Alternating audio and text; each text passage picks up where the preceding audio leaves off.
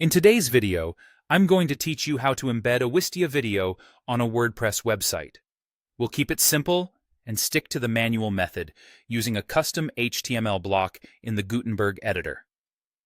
By the end, you'll understand exactly where to grab the code in Wistia and where to paste it in WordPress so your video displays cleanly on your page or post. Start in your Wistia account on the media page for the video you want to share. The media page is the hub for that specific video. This is where you can manage details, thumbnails, and, importantly, embedding. Click the Embed button. Wistia will prompt you to choose an embed style. Inline, sometimes labeled standard, is the go-to choice for placing the player directly within your content. It renders the video right on the page where your text and images live, which is perfect for most blog posts and landing pages. Unless you have a special use case, inline is the safest and most familiar option. Once you choose the style, Wistia will generate an embed code. This code includes a script tag that loads the Wistia player and a div that identifies your specific video.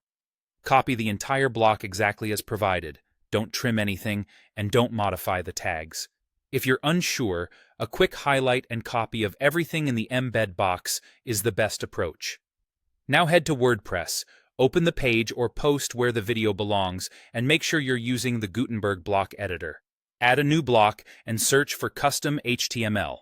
Insert that block, then paste the embed code you copied from Wistia straight into it. Using custom HTML is important because it preserves the script and div tags, allowing WordPress to load the player correctly. If you glance at the block's preview, you should see the Wistia placeholder or the player ready to load. That's all there is to it.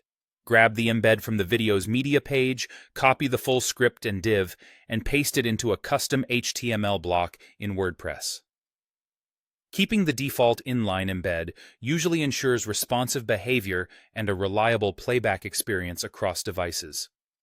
If something doesn't look right, double-check that you pasted into a custom HTML block and that you captured the entire embed code.